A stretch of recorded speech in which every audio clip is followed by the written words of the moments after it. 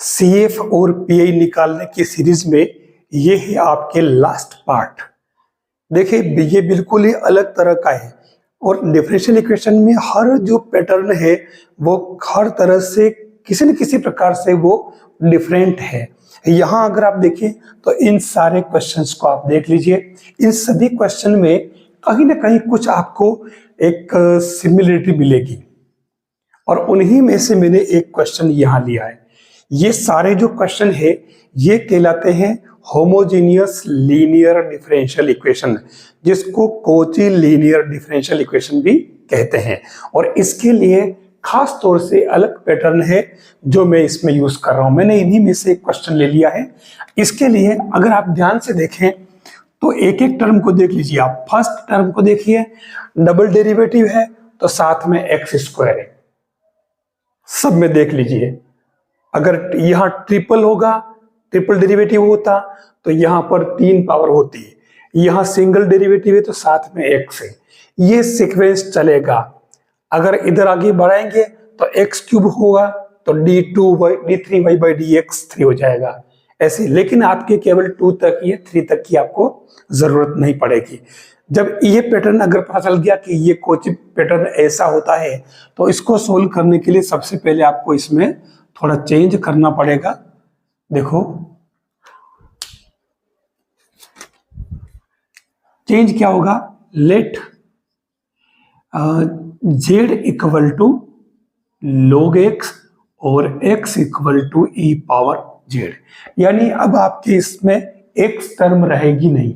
जैसे ही ये करोगे आप अगर याद रख सके, मैं पूरा पैटर्न इसमें नहीं बता रहा हूं कैसे आया, खाली सेट करने वाली बात है। जब ये मान लेते हो तो उस कंडीशन में आपको ये जो टर्म दे रखी है इसको लिखने का तरीका ये रहेगा, x square d square plus x d -4 और ये y equal to x square. मैंने x हटाया नहीं है, इस चीज को मैंने भी अप्लाई नहीं किया है, लेकिन मैं अब कर रहा हूं। देखिए जब कभी ऐसा है तो आपको ध्यान क्या रखना होगा कि अगर x क्यूब है और d क्यूब है तो उसकी जगह आप लिखेंगे d इंटू डी -1 d-2।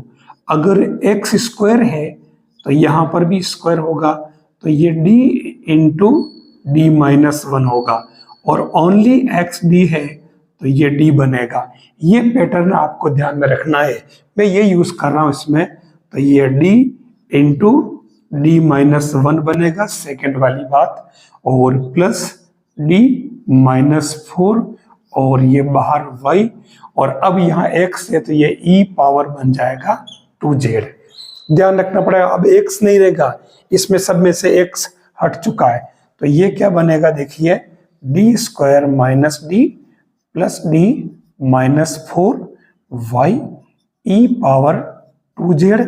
तो ये बन गया आपके d square -4 y e power 2z। अब आप उसी पैटर्न पे पहले CF और PA निकालते थे, जैसे हम अब यहाँ पर भी निकाल लेते हैं। तो ये बनेगा आपके सबसे पहले एक्सिलरी। तो एक्सिलरी तो आप जानते ही हो, m स्क्वायर -40 तो m इक्वल टू +-2। तो ये आपके CF क्या आ जाएगा, C1 e power 2z plus C2 e power -2z।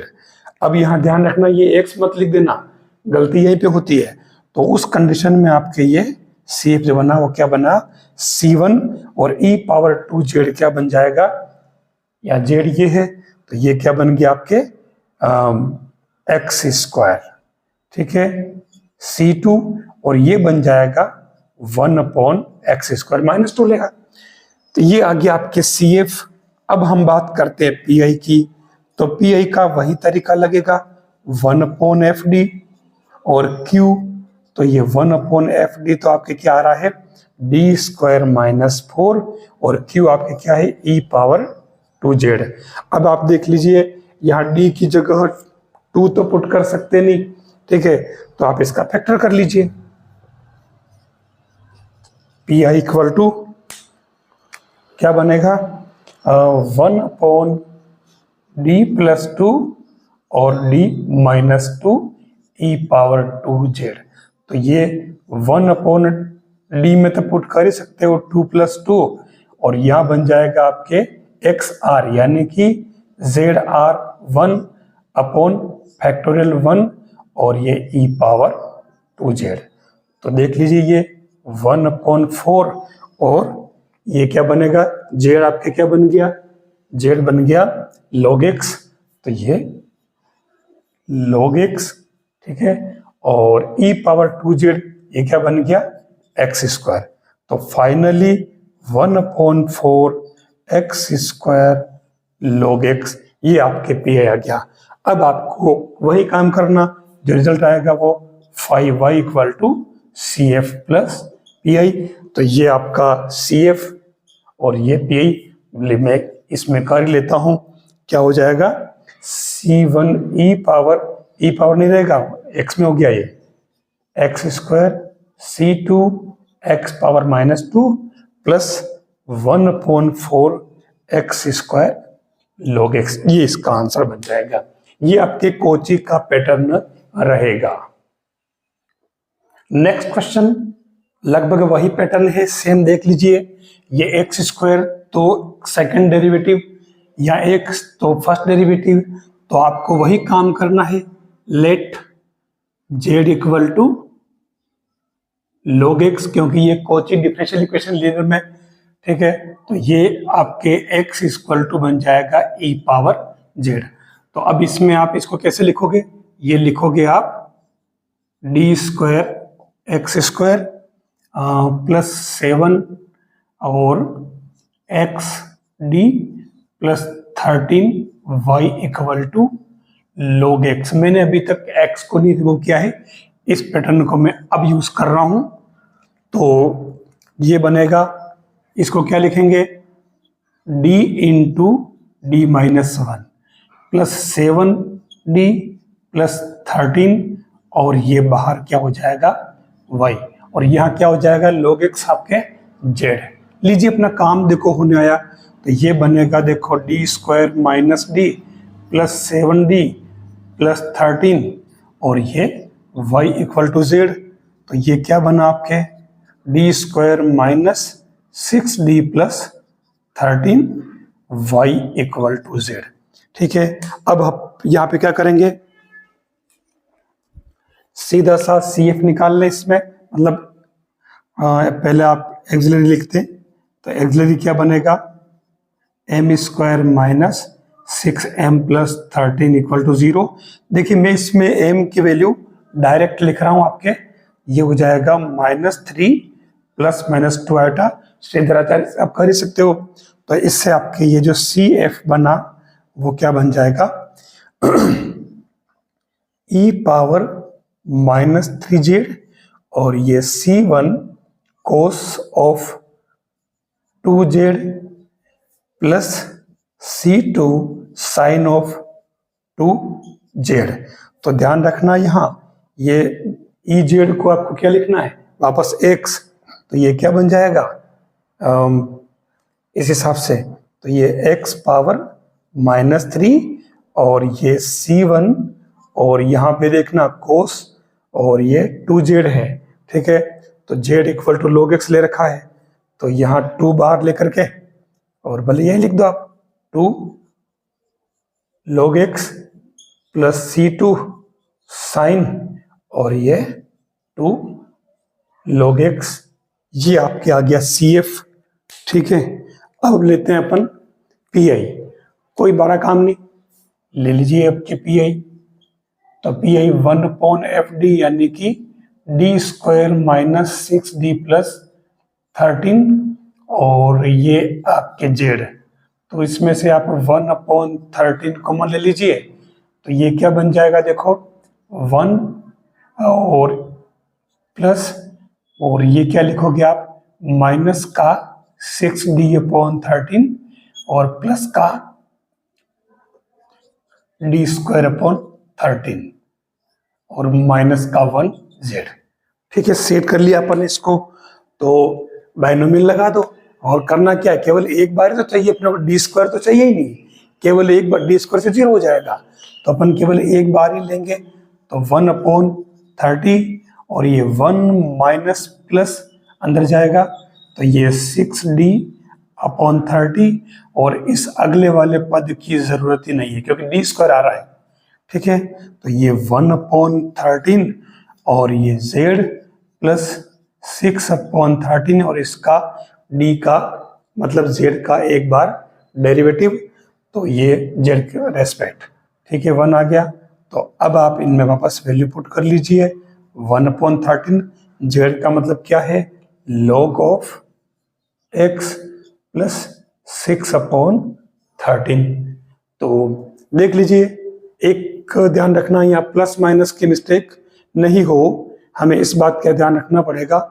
ये देखो माइनस अंदर आ रहा था, तो ये माइनस तो प्लस हो गया था आपके, है ना, लेकिन यहाँ आपके प्लस था, ये फर्क पड़ गया, है ना, ये प्लस था, प्लस से आएगा, तो ये भी आपके प्लस रहेगा और ऐसी कंडीशन में यहाँ माइनस आएगा, तो ये भी आपके माइनस हो जाएगा। मतलब ऐसी चीजें थोड़ी सी हमें ध्यान में रखनी पड़ेगी। तो फाइनली आंसर क्या आ जाएगा, y = CF प्लस PI।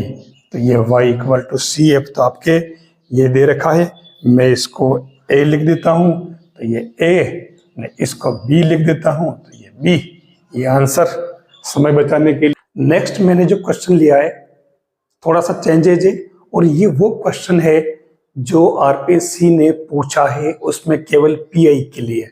तो यहाँ उसने RPSC ने PI पूछा है, मैं आपको पूरा बता रहा हूँ। देखिए, आपको जो सिस्टम बताया मैंने, कॉची लीनियर डिफरेंशियल इक्वेशन है, तो आपको ये काम तो करना ही से।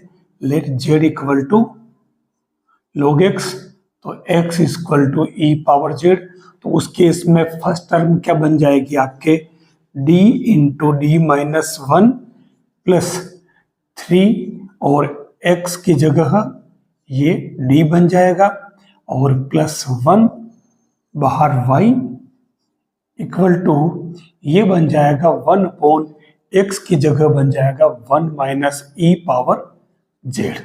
ठीक है, इसका होल स्क्वायर भी अपन कर देते जैसा दे रखा है, ये आ गया। अगर आप इसको सोल्व करेंगे तो ये बन जाएगा आपके d² + 2d + 1 y = 1/1 - e⁻z whole square. अब हम इसे उसी तरीके से करते हैं। तो सबसे पहले अपन अगर CF निकाले तो CF के लिए ये क्या बनेगा, m² + 2m + 1 0। तो इससे आपके ये m = क्या आ जाएगा, m माइनस के प्लस माइनस क्यों, दोनों ही माइनस की आएंगे, -1 तो इससे आपके ये CF क्या बन गया, ये बन जाएगा C1 + C2 e⁻,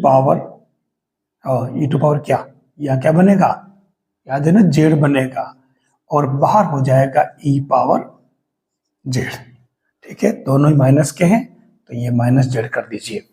तो यहाँ CF तक तो अपन पहुंच चुके। अब नंबर आता है PI का।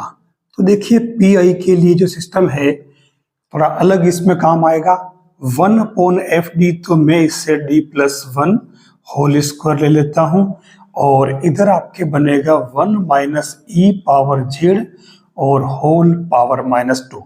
देखना क्या चेंज आता है, फॉर्मूला आपने पढ़ रखा है, लेकिन टाइम पे याद आने वाली बात है कि वो फॉर्मूला आपको याद आता है या नहीं। 1 - e⁻z होल -2। अब याद कीजिए, एक फॉर्मूला हुआ करता था 1/d - a, और यहाँ q है अगर, तो ध्यान रखना एक तो आता है e⁻x इंटीग्रेशन के बाहर, दूसरा e⁻ax आता है अंदर, और ये q यहाँ लग जाता है डायरेक्ट। लेकिन अभी इसमें ध्यान रखना पड़ेगा, यहाँ माइनस है तो अंदर माइनस लेना पड़ेगा, बाहर प्लस रहेगा, और अगर यहाँ प्लस है तो ये माइनस प्लस आगे पीछे शिफ्ट हो जाएंगे। ये फॉर्मूला हम यहाँ अप्लाई कर रहे हैं। तो देखिए ये बनेगा 1/d + 1 और उसके बाद में d + 1 ए की जगह 1 है तो कोई फर्क पड़ रहा ही नहीं, या ए की जगह 1 पुट करना है, फिर प्लस वाला है तो प्लस वाला है तो ये माइनस बाहर रहेगा, ठीक है, और ये पूरा पद हट जाएगा, मतलब ई पावर प्लस वाला है तो ये माइनस बाहर आ जाएगा, तो ये माइनस का जेड और integration E power Z 1 minus ई पावर जेड होल पावर -2, ठीक है। डिजिट कर लें। अब यहां इसका इंटीग्रेशन करना तो सीधी सी बात है, आप 1 माइनस ई पावर जेड को डिलीट करें तो ये क्या बन जाएगा, माइनस का e power z d z equal to d t. तो ये आपके integration of e power z d z तो चला गया इसमें आपके किसमें, डी टी में, और अंदर क्या बचा आपके, ये बचा only T power -2 D T, ठीक है। तो इसका इंटीग्रेशन क्या हो जाएगा, 1/t और प्लस बन जाएगा, तो 1/t बना तो ये आपके क्या बन जाएगा, 1 माइनस ई पावर जेड और -1, ठीक है। तो मैं यहाँ पुट कर लेता हूँ d+1 और ये ई पावर -जेड तो बाहर है ही, और ये टर्म चली गई, यानी इस पूरे की वैल्यू आपके क्या आ गई, 1 माइनस ई पावर जेड -1 डी जेड। अब हम यही काम क्या करेंगे, इसको हम एक बार फिर से यूज कर लेते हैं इसी में, ठीक है। तो फिर से यूज करेंगे तो क्या बनेगा, ये यही कर लेता हूं मैं, ये वाला सेम पैटर्न जो है एक बार फिर से यूज कर लेते हैं। तो ये बनेगा ई पावर माइनस बाहर रहेगा -Z integration of e power plus का जेड, और ये ई पावर -जेड आपके पहले से है 1 माइनस ई पावर जेड -1 डी जेड, ठीक है। तो ये क्या बना, ई पावर -जेड बाहर और ये कैंसिल हो गया, और 1 माइनस ई पावर जेड माइनस का 1 डी जेड। अब इसको मैं 1 कर लेता हूं, तो 1 करते देखिए ये बनेगा 1 माइनस ई जेड, ठीक है। तो मैं इस ई जेड से ऊपर नीचे डिवाइड करूं तो ये बन जाएगा ई माइनस जेड और ई माइनस जेड -1, ठीक है। तो बस सीधा सा अब आपके ये बन रहा है, आप इसी में इसको डिलीट कर ले एक बार फिर से सेकंड कंडीशन में, तो ये e minus z -1 equal to t ले लो भले यू ले लो, तो ये e power -z d z equal to d u, ठीक है। तो ये माइनस उधर चला जाएगा और आपके क्या बना यहाँ पे, ये बन जाएगा आपके देखो ई पावर -जेड और इंटीग्रेशन ऑफ, यहाँ क्या बनेगा, यहाँ बन जाएगा आपके ओनली 1/u डी यू। देख लीजिए यहाँ अगर इसको आपने ले लिया तो ये पूरा तो चला जाएगा किसमें, माइनस में, तो ये एक माइनस का आपके बचेगा, तो ये ई पावर -जेड और ये आपके क्या बन गया, log ऑफ u, और इसी को आगे बढ़ा दो तो ई पावर -जेड माइनस बाहर चलेगा ये वाला, और log ऑफ क्या बन जाएगा, हमने इसी को लिया था -जेड -1 u, इसको लिया था अपन ने, ठीक है। तो अब इसमें आप वैल्यू पुट कर लीजिए, माइनस का 1/x और log ऑफ और 1/x -1, तो ये बना माइनस का 1/x log of 1 minus x/x, तो आप इस माइनस को हटा दीजिए तो ये 1/x log of x/1 minus x आ रहा है। अब आप इन दोनों को प्लस कर लीजिए CF और PI को, ठीक है। तो ये y इक्वल टू आपके CF प्लस PI, तो y इक्वल टू CF तो आपने जो निकाला था सेम वैल्यू ही थी ना वो, तो यह z था तो z की जगह आपके क्या बन जाएगा log x, ठीक है, और बाहर e पावर -z था तो 1/x और प्लस 1/x ये वाला PI, और ये log of x upon 1 minus x. ये आपके फाइनल आंसर आएंगे। कुल मिलाकर के पूछा ये था कि आपको पीआई निकालना, तो पीआई में हमने कुछ भी नहीं किया, हमने इसी फॉर्मूले को 2 बार यूज किया है। ये वाला ई पावर माइनस है, तो या दोनों एक साथ लिख दिए ताकि आपके मिस्टेक नहीं हो। तो माइनस अंदर जाएगा क्यू डी एक्स, ठीक है।